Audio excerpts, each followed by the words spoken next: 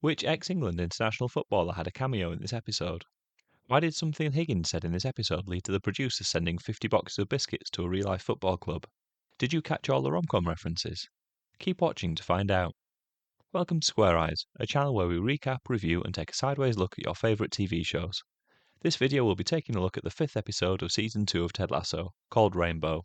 I'll be recapping the main things that happened, giving you my thoughts on the episode, picking out my favourite line, talking about any interesting trivia that I've turned up, and looking ahead to the future episodes.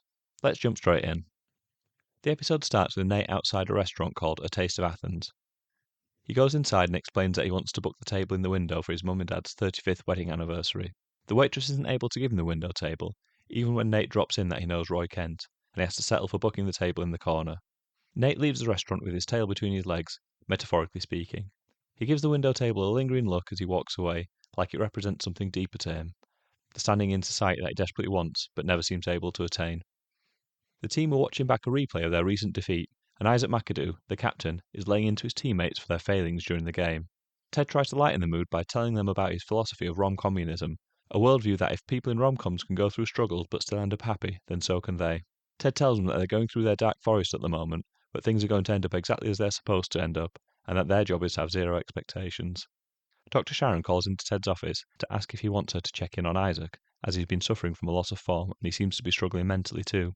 Ted tells her that she doesn't need to because he knows exactly what to do with him, but as soon as she leaves, he confesses to Nate and Beard that he doesn't have a clue what to do about him. Usually he would have the captain deal with him, but Isaac is the captain. Ted explains that the problem of dealing with Isaac is that he's a big dog, and he'll only respond to another big dog. Nate agrees and says he'll do it, which makes Ted laugh, but Nate is serious and he looks mortally wounded by Ted's laughter. Rebecca has been using Banter, the app that Keely has been doing some marketing for, and she's connected with a mystery man and they've been messaging back and forth. The app doesn't allow you to share pictures, so the idea is that you connect more as people before knowing what each other look like. Keely has arranged for free coffee machines for the players if they promote them on their social media. Nate tries to grab one on his way past, but Keely has to tell him to put it down because they're only for the players.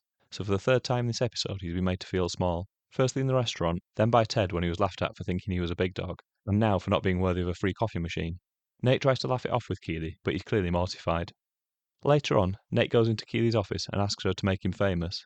Keely tries to explain to him that being famous isn't all it's cracked up to be, which is something she knows a little about, as she was basically famous for being famous before she became a marketing person. With a bit of questioning, Keely works out that what Nate really wants is to be able to get the window seat at the Greek restaurant, which is different to being famous, and a problem that she can solve for him. Ted tracks Roy Kent down to his favourite kebab shop to ask him to join the coaching staff. Roy rejects the offer, saying he's enjoying his punditry job. Rather than just accepting the rejection, Ted asks Roy if he can at least help him with the issue with Isaac McAdoo, who Roy chose to replace him as captain of the team at the end of the last season. What Ted is doing here feels like one of those tricks salesmen play on you, where they get you to do them a small favour to tempt you in, before they get you to commit to doing something bigger. So Roy's going to try and help with Isaac, but that's going to give him a little taste of coaching, and that might be enough to lure him in. Keely and Rebecca are helping Nate to improve his confidence by role-playing him booking the restaurant table again, and giving him pointers on how he can improve. As part of the tutoring of Nate, Rebecca shares her secret of how she makes herself feel confident. She goes somewhere private before meetings and makes herself as big as possible, which she demonstrates to them both. Keely is so impressed by this show of power that she suggests they go invade France. The point she's making is that Nate needs to be more confident in himself, which he seems to take on board. Roy Kent has given Ted an address and told him to bring Isaac, ready to play football, but not give him any further details.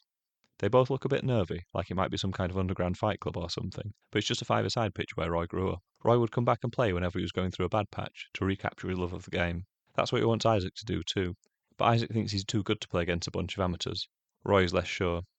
Nate goes back to A Taste of Athens with his parents and is seated with them in the corner table. Using the tips he received from Rebecca and Keely, Nate goes to the bathroom to psych himself up. Initially he tries to make himself big, like Rebecca told him to do, but then, in a darker and more troubling twist, he instead spits at his reflection in the mirror while talking to himself. Firstly, it's really disgusting that he walked out of the bathroom without cleaning up the spit off the mirror, but also, the way he builds up his confidence by spitting at his reflection hints towards a really worrying side of Nate's personality, like he needs to draw on his own self-loathing to get the energy that he needs. While the spit at your reflection technique isn't any of the self-improvement handbooks, it does seem to do the trick for Nate, as he confidently strides out of the bathroom and requests the window table with authority. The waitress agrees to his request, though his newfound confidence doesn't quite work well enough to get her number. But Nate and his parents get the window seat, so it's nice to see him get a win. Isaac gets a nasty tackle in the opening few minutes of the five-a-side game, and goes to complain to Roy. So Roy reminds him that football is a game that should be played for fun, and he should stop worrying and just enjoy himself on the pitch. This was just the message that Isaac needed to hear, and he goes out and starts a showboat, playing with swagger and having a lot of fun while he's doing it. Away from the pressure of playing professional football, he's able to just enjoy himself, and he's got a smile back on his face. As they're walking away from the five-a-side pitch, Ted makes another attempt to get Roy to join him as a coach at Richmond, but Roy still isn't interested, even though Ted is throwing out several lines from famous rom-coms at him. At Richmond's game, Rebecca is still messaging back and forth with her mystery man through the banter app, and after she sent her message, the camera cuts to Ted, who's on his phone somewhere else in the stadium, which is meant to make us think the mystery man might be him, but I suspect this is just a misdirect. Then we cut to the Soccer Saturday studio, where Roy is doing his punditry job, but it's obvious his heart isn't in it.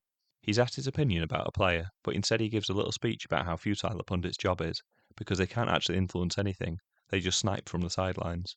Then Jeff Stelling cuts to Nelson Road, where AFC Richmond are warming up in an unusual way. Isaac is looking completely refreshed and raring to go after Roy's intervention. He's clearly got his love for the game back and is having a great time with the rest of the squad. Roy is transfixed by the live feed from the stadium and can barely hear the other people in the studio when they ask him questions. Roy takes off his microphone in the middle of the live broadcast because he knows he should be coaching. Then Roy has to get a taxi and a pedicab across London to make it to the game in time for kick-off. There are a whole host of reactions as Roy makes his way into the stadium. First, the fans go bonkers and sing his song for him. Then Keely spots him walking down the touchline, and she's surprised at first, but then happy. Isaac spots him from the pitch and gives him a big smile, from one big dog to another. Ted's reaction is harder to read, but it's more in keeping with the rom-com theme from this episode, when the two lovers come together at the end of the movie. Only in this case, it's two coaches. Then my favourite reaction is Coach Beard's. After Roy says, "You had me at coach," he does an intake of breath. We get the complete opposite reaction from Nate, who looks completely put out by Roy's return. And if the visual cues weren't enough, there are even scratchy violins introduced to the soundtrack to show Nate is definitely unhappy by this development. It does make sense though, as he was the up-and-coming young coach at the club previously, but now he's got competition in the shape of Roy, who is already adored by the fans and players. Nate might not like it, but Roy looks completely at home on the touchline as he waits for the game to kick off, like he's where he's meant to be.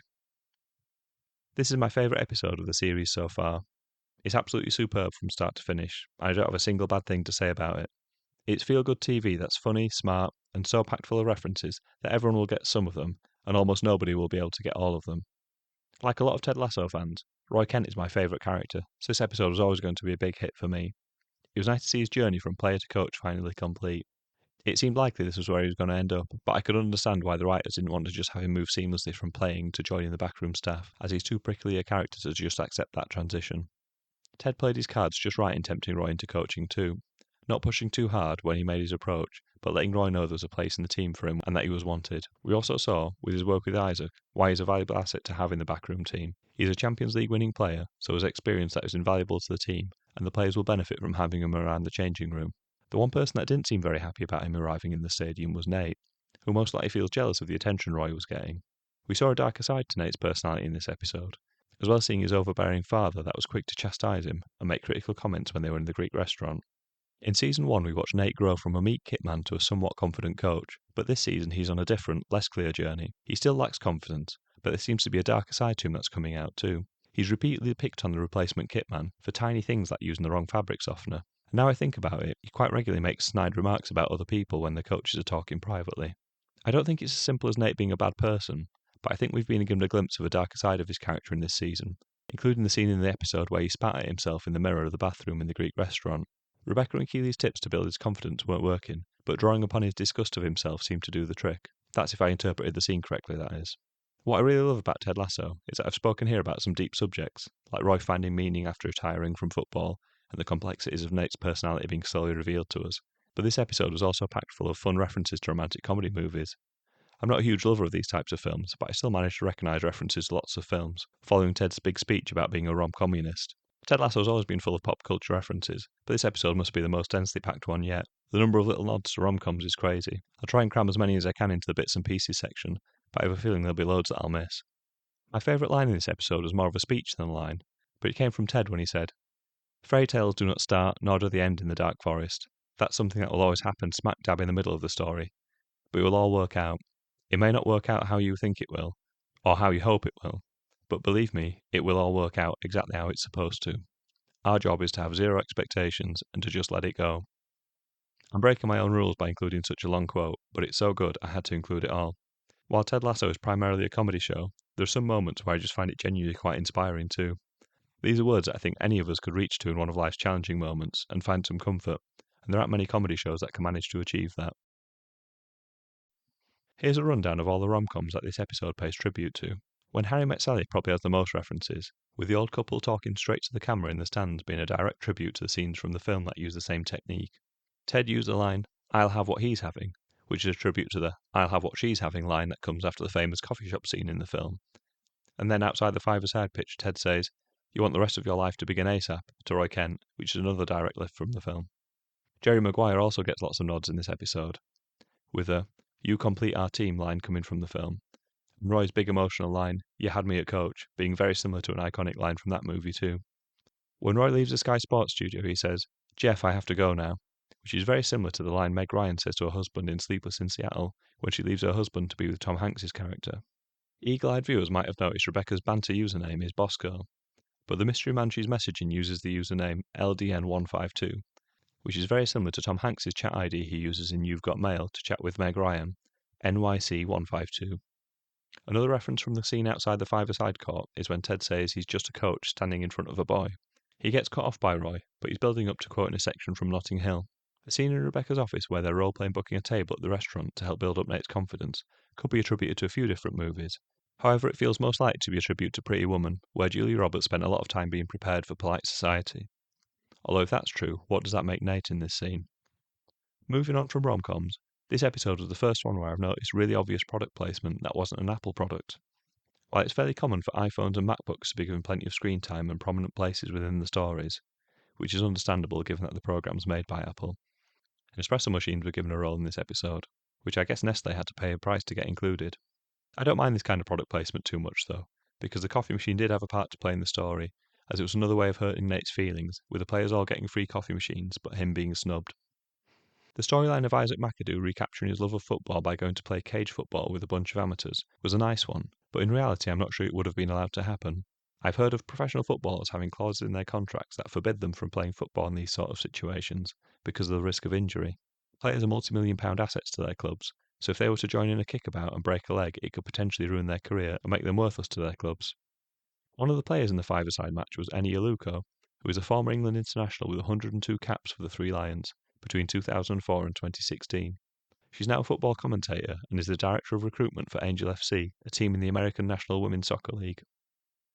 Rob McElhenney and Ryan Reynolds tweeted a cease and desist letter to Apple TV after Higgins said in this episode he thought their purchase of Wrexham might have been a joke. In their cease and desist letter, they demanded 2 boxes of Ted's biscuits to be sent to the racecourse ground, Wrexham Stadium. In fairness to the producers of the show, they more than delivered, sending 50 boxes of biscuits to the racecourse ground. Higgins mentions that he's the only child at school with sciatica. The joke about him having jelly in his L4 and L5 most likely came from Jason Sudeikis, as he suffers from sciatica and made an almost identical joke in an interview with GQ magazine. In episode 1 of this season, Ted mentioned that he leaves tickets for Roy at the ticket office under the names of famous rock and country singers. Previously they'd been left for Loretta Lynn, Dolly Parton and Shania Twain, so Reba McEntire is in keeping with the previous names he's used. Reba herself tweeted about being mentioned on the show. Clearly she wasn't expecting her name to crop up. It feels like this season is just starting to come to the boil, and I'm excited to see what happens next in the upcoming episodes. Roy joining the coaching staff has potential to bring up new and interesting storylines. It might improve the team's fortunes on the pitch, but it could also ruffle some feathers. It already seems like Nate isn't too keen on there being another young coach on the team, so there could be a clash of egos on the cards there. It'll also be interesting to see if Roy and Jamie get along better than they have done in the past. Nate seems to be on some sort of journey this season more broadly. He's getting a lot more screen time, and at times he's looking more confident and assured, but at others we've seen a lot less pleasant side to him. It's like his shyness was limiting his potential, but it was also hiding a darker part of his personality too. So now he's becoming more confident, we're seeing something else from him. That look on his face when Roy walked up the touchline suggests that there was more to come from that storyline. We've also probably not heard the last from Dr. Sharon, despite her playing a less prominent role in the last few episodes. Ted is still wary of her, and is almost scared of getting her to help him and the team, but it may be that he actually needs her if he wants to get to where he wants to go. We also saw that Rebecca's love life is developing more this episode, as she exchanged messages with a mystery man. It's likely to be someone that we know from the show, and there was even a hint that it might be Ted, but that would feel a bit too obvious. We'll no doubt find out who it is when she decides to meet her mystery man in the real world. Thank you for watching my recap and review of the 5th episode of Season 2 of Ted Lasso. This has been my favourite episode of the season so far. Was it yours? Feel free to put a comment below if it was or it wasn't, and then you can give your reasons. I'll be along with a video for episode 6 in a few days. Please subscribe to make sure you don't miss it. Goodbye.